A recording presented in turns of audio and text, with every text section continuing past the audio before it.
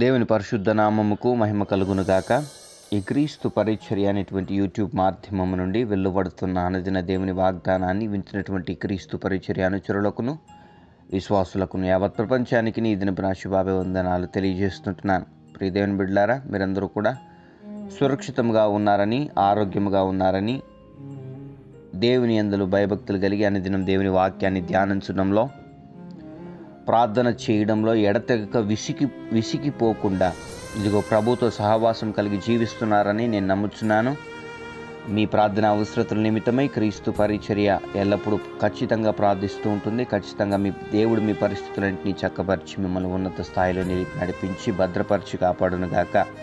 ప్రియ దేవుని బిడ్డలారా, నేటి వాక్య ధ్యానాంశాన్ని ఒకసారి మనం జ్ఞాపకం చేసుకున్నట్లయితే లూకా సువార్త 7వ అధ్యాయము 36వ వచనం నుంచి నేను చదువుతున్నాను, దయచేసి ఆలకించండి. పరిసయ్యులలో ఒకడు తనతో కూడా భోజనము చేయవలనని యేసుక్రీస్తు ప్రభువారిని అడుగుతాడు.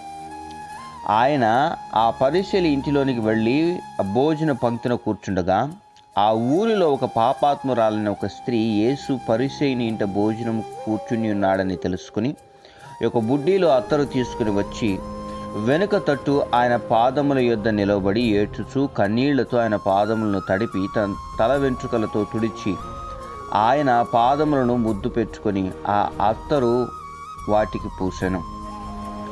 ఆయనను పిలిచిన పరిసయ్యుడు అది చూచి, ఈయన ప్రవక్త అయిన ఎడల తనను ముట్టుకొనిన ఈ స్త్రీ ఎవతియో ఎటువంటిదో ఎరిగియుండును, ఇది పాపాత్మురాలని తనలో తాను అనుకొనెను. అందుకు సీమోను, నీకొక మాట చెప్పవలనని ఉన్నాను అని యేసుక్రీస్తు ప్రభువారు సీమోనుతో అంటున్నాడు. అతనితో అనగా, అతడు బోధకుడా చెప్పుమన్నాడు.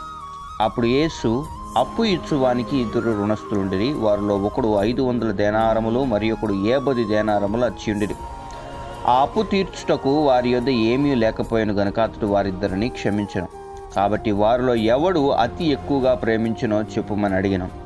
అందుకు సీమోను, అతడెవరిని ఎక్కువగా క్షమించెనో వాడే అని నాకు తోచుచున్నదని చెప్పగా, ఆయన నీవు సరిగా యోచించేవని చెప్పి ఆ స్త్రీ వైపు తిరిగి సీమోనుతో ఇట్లనెను, ఈ స్త్రీని చూచుచున్నావే, నేను నీ ఇంటిలోనికి రాగా నీవు నా పాదములకు నీళ్ళియలేదు గాని ఈమె తన కన్నీళ్లతో నా పాదములను తడిపి తన తల వెంట్రుకలతో తుడిచెను.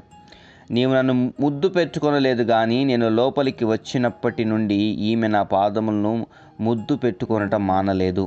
నీవు నూనెతో నా తల అంటలేదు కానీ ఈమె నా పాదములకు అత్తరు పూసెను.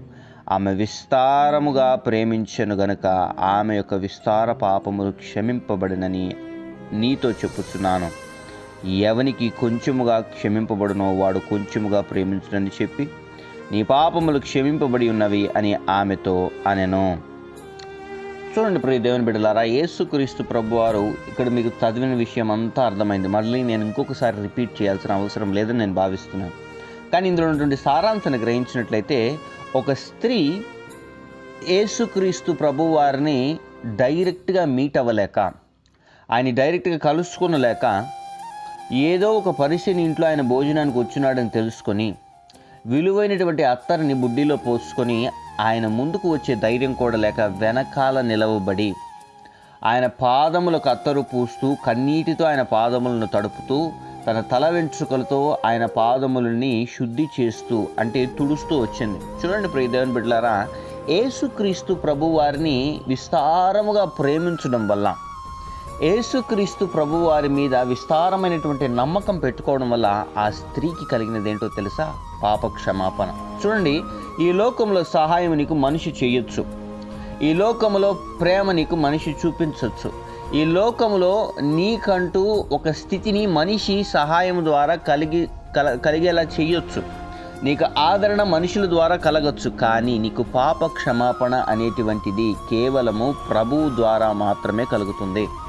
ఈ స్త్రీకి తన జీవితంలో ఏదైతే కొదువుగా ఉందో, ఏ పాపం వల్ల అయితే తను పట్టి పీడింపబడుతుందో, దేనికోసమైతే ఆ దోషారోపణ శిక్ష నిమిత్తమై తను దానిని నివృత్తి చేసుకొని ఆ పాప రోత జీవితాన్ని విడిచిపెట్టి జీవించాలని ఆశపడిందో, దాని విషయమై ప్రభు గ్రహించి ఉపమానముని సీమోనుతో చెప్తూ ఆ ఉపమానంలో ఎవడైతే ఎక్కువగా క్షమింపబడ్డాడో, ఎవడికైతే అప్పు ఇచ్చినటువంటి వ్యక్తి ఎవరినైతే ఎక్కువగా క్షమించాడో వాడే కనికరింపబడ్డాడు అన్నటువంటి విషయాన్ని జ్ఞాపకం చేస్తూ, ఆ స్త్రీ చేసినటువంటి పనులన్నిటినీ సీమోనుతో తెలియజేస్తూ, ఆమె నన్ను విస్తారముగా ప్రేమించింది గనుక ఆమె విస్తారమైనటువంటి పాపాలు క్షమింపబడ్డాయని సీమోనుతో తేటగా చెప్తాడు.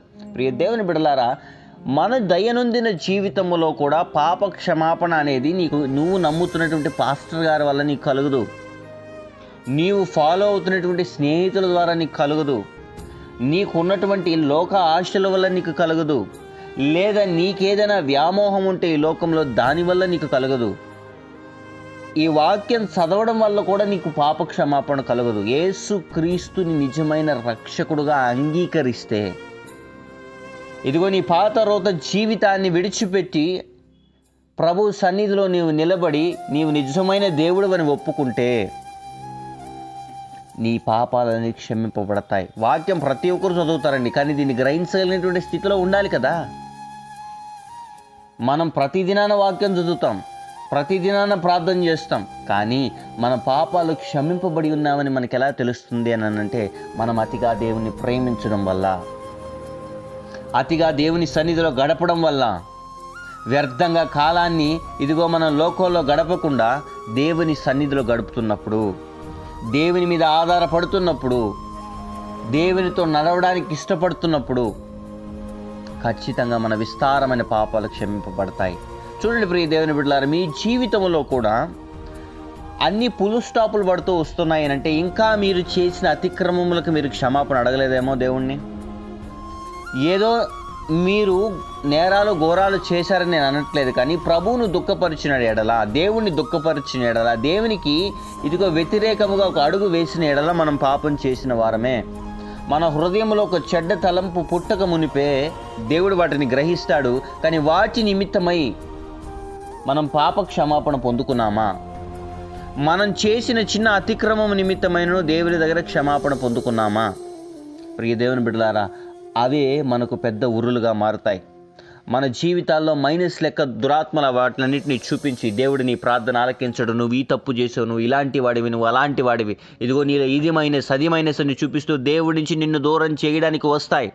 నీవు క్షమాపణ పొందకపోతే ఇది నీకు అనుకూలమైనటువంటి సమయం.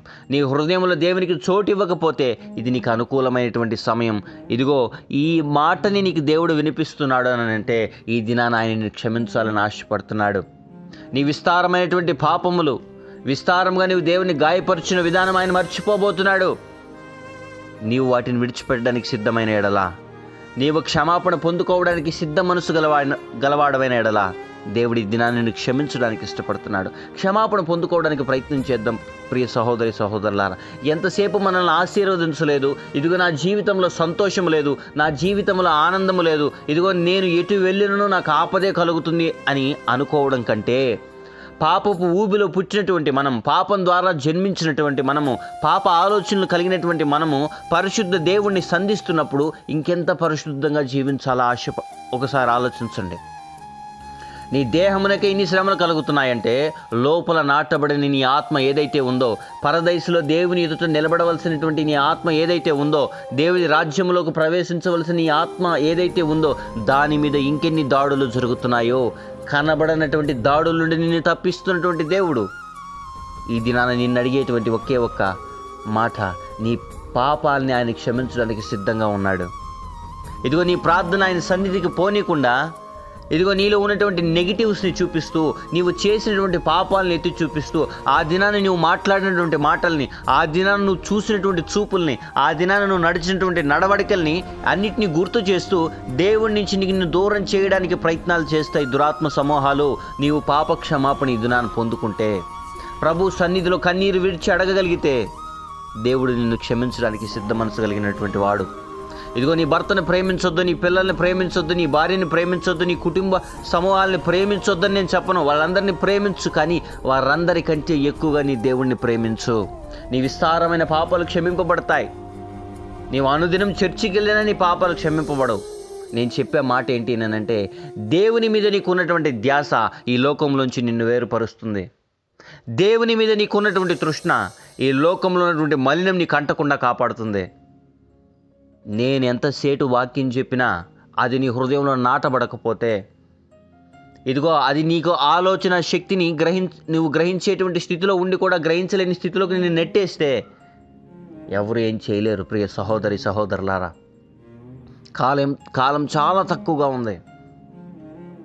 మనం పాప క్షమాపణ పొందుకుని ప్రభు సన్నిధిలో నిలబడే వారముగా, మన ప్రార్థనలకి ఆయన జవాబు ఇచ్చే రకంగా మనం ఆయన్ని కదిలించాలి. మనతో మాట్లాడడానికి ఆయన సిద్ధంగా ఉన్నాడు. ఇది నాన్న ఒప్పుకుంటావా ప్రియ సహోదరి సహోదరుడా? నీవు చేసినటువంటి అపరాధాలని, దేవుని సన్నిధిలో నీవు నడిచినటువంటి ఆ తప్పటి అడుగులు ఏవైతే ఉన్నాయో వాటన్నిటిని సరి చేసుకోవడానికి ఇష్టపడతావా? ప్రభు నీతో నాతో మాట్లాడుతున్నాడు. మనకు దేవుడు ఇచ్చినటువంటి అనుకూలమైనటువంటి సమయాన్ని ఉపయోగించుకొని ప్రభు సన్నిధిలో ప్రార్థన చేద్దాం. తద్వారా పాపక్షమాపణ పొందుకొని ఇదిగో మితిలేని ఆయన కనికరమును ఆశ్రయించి ఆయన దయను పొందుకొని మన జీవితంలో ఉన్నత స్థాయికి ఎదుగుదాం. అందరం కలిసి ప్రార్థన చేద్దాం. మహాపరిశుద్ధుడును మహోన్నతుడును సర్వోన్నతుడును జీవాధిపతి జీవము కలిగిన రాజ్యాన్ని ఘనమైన శ్రేష్టమైన నామానికి స్తుతులు స్తోత్రాలు వందనాలు. ఈ క్రీస్తు పరిచర్య అనేటువంటి యూట్యూబ్ మాధ్యమం నుండి నీ బిడ్డలతో తేటగా ఇది నాన్న మాట్లాడిన రీతిని బట్టి నీకు వందనాలు చెల్లిస్తున్నాం. ఎంతమంది బిడ్డలైతే నలిగిపోయినటువంటి స్థితిలో ప్రభా, వారు చేసినటువంటి తప్పిదముల నిమిత్తమై ప్రభా, నేను నీ సన్నిధిలో నిలవడానికి యోగ్యుడిని కాదు ప్రభా, లేదా నిన్ను కీర్తించడానికి నిన్ను ప్రార్థించడానికి యోగ్యుడిని కాదు దేవా అని ప్రభావం మొర్రపెడుతుంటున్నారు. ఈ దినాన బిడ్డల జీవితాల్లో నీవు కార్యము చేయమని ప్రార్థన చేస్తున్నాం. ఏ బిడ్డల జీవితాల్లో అయితే మానసికమైనటువంటి ఒత్తిడి, వారు చేసినటువంటి అపరాధాల నిమిత్తమే వాళ్ళని వెంటాడుతున్నాయో, ఏ చీకటి శక్తులైతే రాత్రుల్లో బిడ్డలకి నిద్రలు లేనికుండా ఇదిగో వారి కుటుంబ జీవితాల్లో కలహాలు పెడుతూ, వారి దాంపత్య జీవితాల్లో కలహాలు పెడుతూ కుటుంబాన్ని విడిపోయేటువంటి స్థితికి విచ్ఛిన్నమైపోయేటట్లుగా చేసినటువంటి ప్రతి దురాత్మ సమూహాలను యేసు నామములో బంధిస్తున్నాం ప్రభా. బిడ్డల జీవితాల్లో కార్యాలు జరిగించండి. గర్భఫలాలు లేక బాధపడుతున్నటువంటి బిడ్డలకి అయ్యా చక్కటైనటువంటి సంతాన భాగ్యాన్ని అనుగ్రహించమని ప్రార్థన చేస్తున్నాం. అప్పుల బాధలతో బాధపడుతున్న ప్రతి బిడ్డలకి ఉపశమనాన్ని, ఊరటను అనుగ్రహించమని ప్రార్థన చేస్తున్నాం. బిడ్డల భవిష్యత్తు నిమిత్తమై రోధిస్తున్నటువంటి తల్లిదండ్రులు అనేక మంది ఉన్నారయ్యా. బిడ్డల జీవితాలు జ్ఞాపకం చేసుకోండి. బిడ్డలను ఉన్నత స్థాయిలో ఉంచమని ప్రార్థన చేస్తున్నాం. నలిగిపోయినటువంటి స్థితి, విరిగిపోయినటువంటి స్థితి అయ్యా, చెదరిపోయినటువంటి స్థితి నీ బిడ్డల జీవితంలో ఉండడానికి వీలు లేదు నాయన. బిడ్డలకి ఇది నాన్న క్షమాపణ అనుగ్రహించినందుకు వందనాలు. బిడ్డలని నువ్వు క్షమిస్తున్న రీతిని బట్టి నీకు వందనాలు. ఏ బిడ్డలైతే ప్రభాన నోటితో నీవు నిజమైన దేవుడను ఒప్పుకుంటూ ప్రభానైనా పాప క్షమాపణ నిమిత్తమైన నీ సన్నిధిలో అయా నాయన కన్నీరు కారుస్తున్నారు. ఇప్పుడు అయా ఆ బిడ్డల జీవితాల కార్యాన్ని దయచేయమని ప్రార్థన చేస్తున్నాం. వారి పాపాలు క్షమింపబడి ఉన్నామని నేను చెప్పడానికి వీలు లేదు ప్రభా. కేవలం వాళ్ళు గ్రహించులాగా నీవు ఆ బిడ్డలతో మాట్లాడమని ప్రార్థన చేస్తున్నాం ప్రభా. ఎంతమంది బిడ్డలైతే అస్వస్థతతో బాధపడుతుంటున్నారో, దీర్ఘకాలపు వ్యాధుల చేత ప్రభానైనా, కిడ్నీస్ ప్రభానైనా ప్రాబ్లం ప్రభానైనా, శరీర అవయవ భాగాల్లో ఎక్కడ అనారోగ్య పరిస్థితి ఉన్నను నజరేయుడైనటువంటి యేసయ్య అతి పరిశుద్ధమైనటువంటి నామములు ఇప్పుడే సంపూర్ణమైన విడుదలని బిడ్డలకి కలుగును గాక ప్రభానైనా. ఉద్యోగ ప్రయత్నాల్లో ఉన్న ప్రతి బిడ్డలకి ఆయా చక్కటి ఉద్యోగం వచ్చునుగాక. ఆ బిడ్డలు ఉన్నత స్థాయిలో ఉండులాగిన బిడ్డల్ని వాడుకోమని ప్రార్థన చేస్తున్నాం ప్రభానైనా. అదే రకంగా ప్రభానైనా వివాహ సంబంధాలు చూస్తున్నటువంటి బిడ్డలకి సాటి అయినటువంటి సంబంధాలు వచ్చి ఘనంగా వివాహం జరుగునుగాక. మరి ఎంతమంది బిడ్డలైతే ప్రభానైనా ఈ దినాన వివాహ దినాలు, జన్మదినాలు, బ్యాప్టిజం డేస్ జరుపుకుంటున్నారో బిడ్డల తలల మీదకి ఆశీర్వాదాలని, దీవెనలని కుమ్మరించమని ప్రార్థన చేస్తున్నాం. నలిగినటువంటి స్థితిలో, విరిగినటువంటి స్థితిలో ప్రభానైనా ఉండినటువంటి ప్రతి బిడ్డలను కూడా ఆశీర్వదించమని ప్రార్థన చేస్తున్నాం. లేవనెత్తమని ప్రార్థన చేస్తున్నాం ప్రభానైనా. విడిపోయినటువంటి స్థితిలో ఉన్నటువంటి భార్యాభర్తలైన, అన్నదమ్ములైన, స్నేహితులైన, తల్లిదండ్రుల బిడ్డలైన కుటుంబాన్ని కట్టమని ప్రార్థన చేస్తున్నాం ప్రభా. నీ సహాయ సహకారాలను అనుగ్రహించి నడిపించమని ప్రార్థన చేస్తున్నాం. మరి ఎంతమంది బిడ్డలైతే ప్రయాణ మార్గంలో ఈ దినాన్ని బయలుదేరి వెళ్తున్నారు, బిడ్డలందరికీ సురక్షితమైన ప్రయాణ మార్గాన్ని అనుగ్రహించమని ప్రార్థన చేస్తున్నాం. మరి అదే రకంగా ప్రభానైనా ఎక్కడ ప్రభాన 2-3 కూడి నీ నామాన్ని ధ్యానిస్తూ ఉన్నారో అచ్చట ప్రభానైనా నీవు ఆ బిడ్డల జీవితాల్లో కార్యాన్ని చేయమని ప్రార్థన చేస్తున్నాం. దేని నిమిత్తమైతే ప్రార్థన చేస్తున్నారో ఆ బిడ్డల జీవితాల్లో ప్రభాన కార్యాన్ని జరిగించమని ప్రార్థన చేస్తున్నాం ప్రభానైనా. నీ సహాయాన్ని అనుగ్రహించండి. విదేశాల్లో ఉండి అనుదిన దేవుని వాగ్దానాన్ని ఇచ్చిన ప్రతి బిడ్డలు కూడా మా ప్రియ బిడ్డలందరికీ నీ సంరక్షణను అనుగ్రహించమని ప్రార్థన చేస్తున్నాం. విదేశానం కోసం ప్రయత్నం చేస్తున్న ప్రతి బిడ్డలకి నీ తోడును అనుగ్రహించండి. నీ చిత్తమైతే ప్రభా ఆ ప్రాంతాలకు బిడ్డలు చేరులాగా నీ సహాయాన్ని అనుగ్రహించమని ప్రార్థన చేస్తున్నాం ప్రభా. ఈ దిన దీవెలతో శుభములతో బిడ్డల్ని నింపి నడిపించి, ఏ ప్రయత్నం ఆ బిడ్డలు చేసిన అందులో సఫలీకృతను అనుగ్రహించి నడిపించి కాపాడమని అయా తల్లిదండ్రులను, ఆత్మీయులను, బంధుమిత్రులను, రక్త సంబంధికులను కోల్పోయినటువంటి బిడ్డలకు ఆదరణ అనుగ్రహించమని ప్రార్థన చేస్తున్నాం. ఎవరు లేని బిడ్డల పక్షాన్ని నీవే నిలబడి వ్యాజ్యమాడమని ప్రార్థన చేస్తున్నాం. నీ సహాయాన్ని అనుగ్రహించి నడిపించి కాపాడమని స్తుతి, ఘనత, మహిమ, ప్రభావాలు నీకే ఆరోపిస్తూ యేసయ్య అతి పరిశుద్ధమైనటువంటి నామమున ఈ ప్రార్థన విన్నపములు అడిగి పొందుకుని ఉన్నాం మా ప్రియ పరలోకపు తండ్రి. Amen, amen, amen. Praise the lord. May God bless you all.